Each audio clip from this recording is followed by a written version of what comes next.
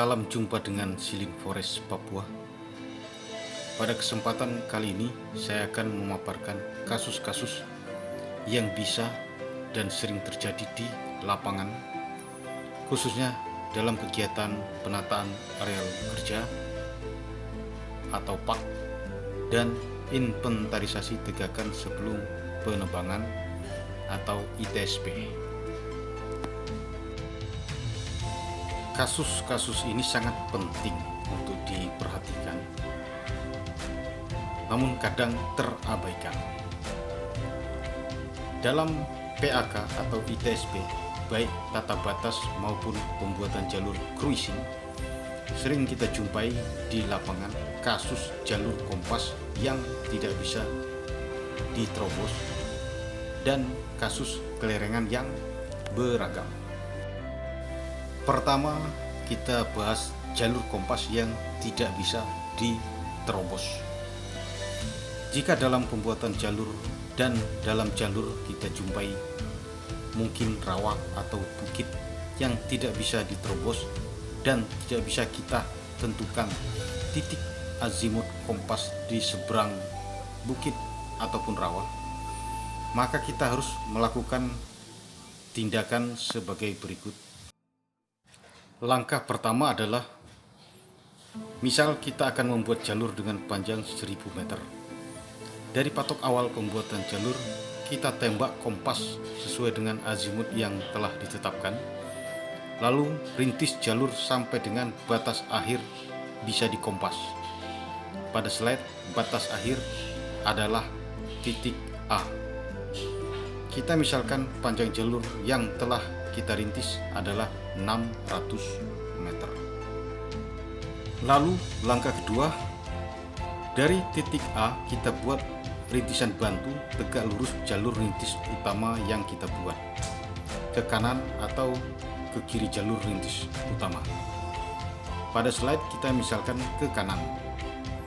Panjang jalur rintisan bantu adalah sampai titik akhir penghalang, baik itu bukit atau rawa, dan sampai kita bisa membuat rintisan bantu searah dengan jalur utama yang telah kita buat.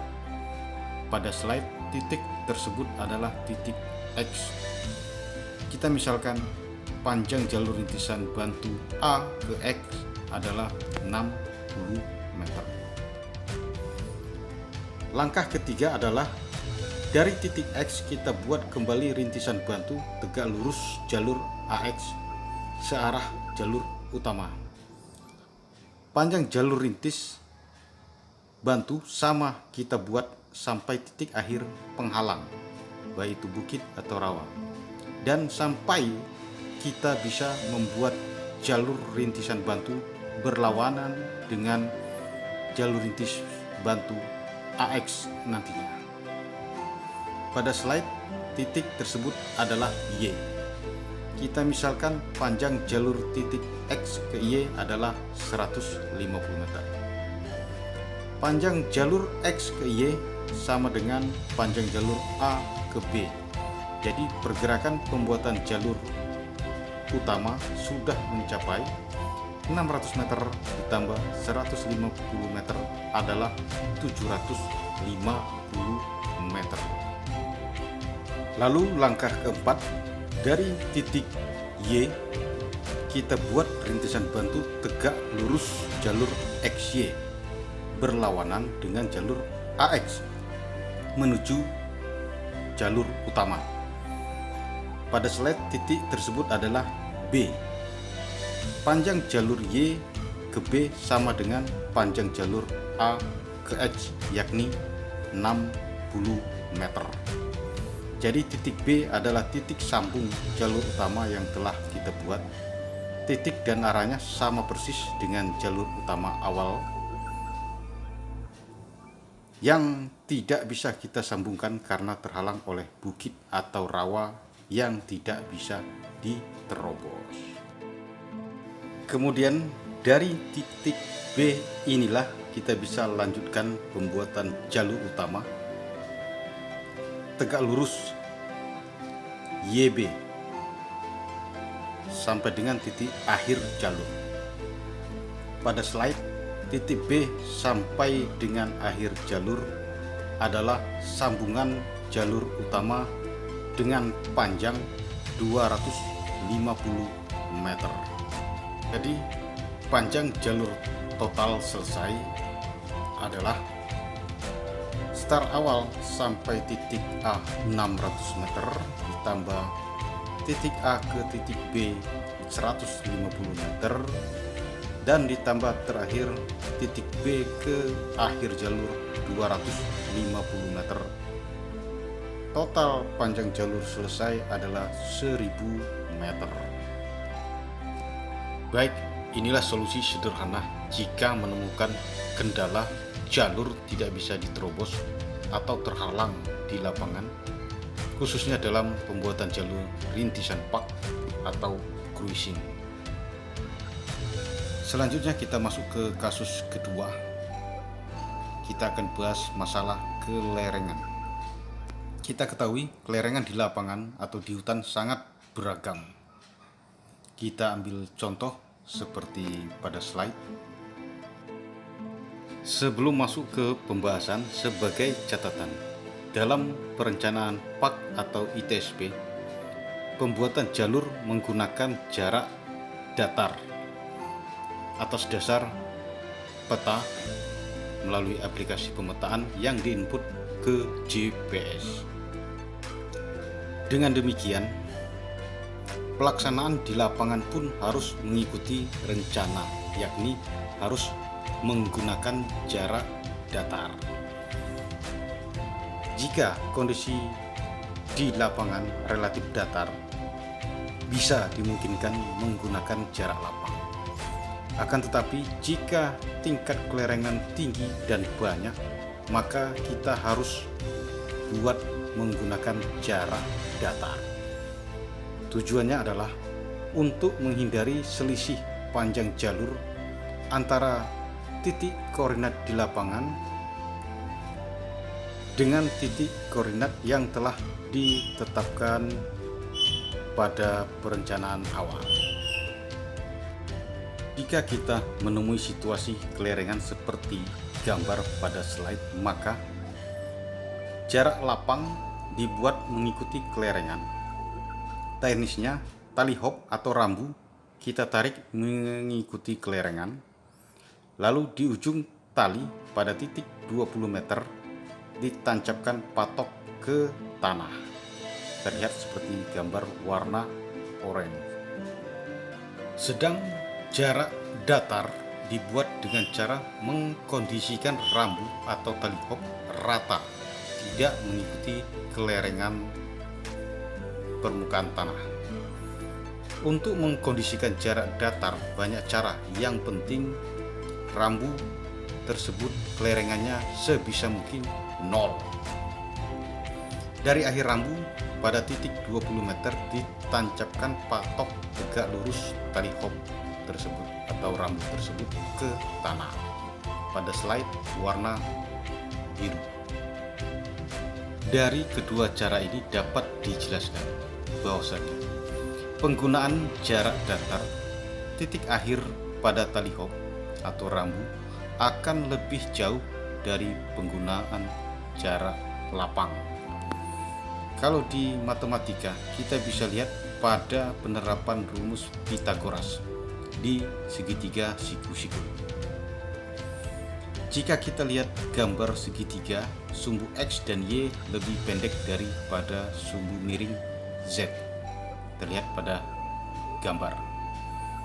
Pada praktek di lapangan, sumbu X adalah jarak datar, sedangkan sumbu Z adalah jarak lapang di lapangan. Jadi kesimpulannya, jarak lapang 20 meter jika kita ukur menggunakan jarak datar, maka panjangnya akan kurang dari 20 meter.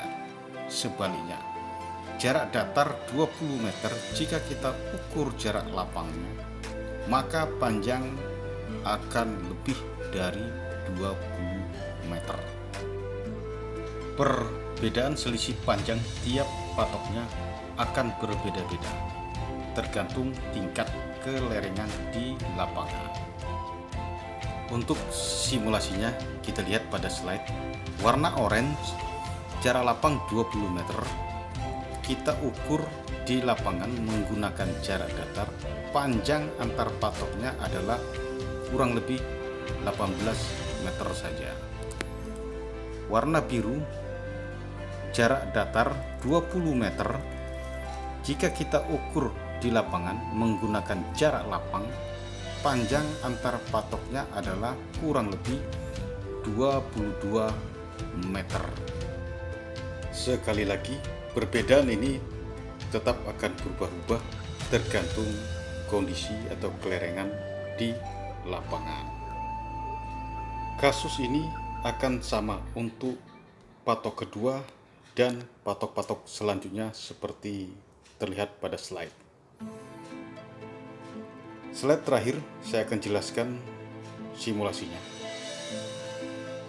Patok 1 sampai dengan 4 pada slide hanya sekedar simulasi. Penggunaan jarak datar, total jarak datar adalah 60 meter. Namun total jarak lapang pasti lebih besar dan bisa mencapai 65 meter. Angka ini bisa berubah seperti yang saya sampaikan tadi, tergantung tingkat kelerengan pada jalur yang dibuat. Ini sesuai dengan rencana atas dasar peta dalam aplikasi pemetaan, yaitu ArcGIS, yang diinput ke GPS. Jadi harapannya untuk pelaksanaan lapangan harus menggunakan jarak datar. Jika perencanaan menggunakan jarak datar dan di lapangan kita pakai juga jarak datar, maka kegiatan akan sesuai dengan yang diharapkan, dan kegiatan selanjutnya pun seperti ITSP, penebangan, dan penanaman sekalipun tidak akan bermasalah atau melenceng dari yang telah ditetapkan dalam RKU ataupun RKT tahunan. Untuk penggunaan jarak lapang, kita lihat total jarak lapang adalah 60 meter. Namun total jarak datar pasti lebih kecil dari itu, bisa mencapai kurang lebih 55 meter. Kembali sama, angka ini bisa berubah-ubah tergantung tingkat kelerengan jalur yang dibuat. Jika ini dilaksanakan di lapangan, maka akan terjadi selisih panjang jalur atau selisih pada saat titik koordinat patok akhir di lapangan disamakan dengan titik koordinat patok akhir pada rencana berdasarkan aplikasi pemetaan ArcGIS ataupun apapun itu yang diinput di GPS. Selisih ini akan berakibat sangat fatal baik di kegiatan PAK itu sendiri maupun di kegiatan selanjutnya seperti ITSP, penebangan, dan lain sebagainya. Dua kasus ini sangat saling terkait dan banyak dijumpai pada saat pelaksanaan PAK dan ITSP. Jadi, pelaksanaan PAK dan ITSP harus betul-betul 100%. Lalu kendala seperti kasus yang dipaparkan ini sangat perlu menjadi perhatian dan harus sesuai dengan rencana yang telah dibuat. Karena kegiatan PAK dan ITSP adalah kunci keberhasilan untuk pelaksanaan kegiatan selanjutnya. Saya kira cukup paparan singkat dan sederhana ini, semoga bermanfaat, terkhusus untuk adik-adik yang masih di bangku kuliah, terutama jurusan kehutanan.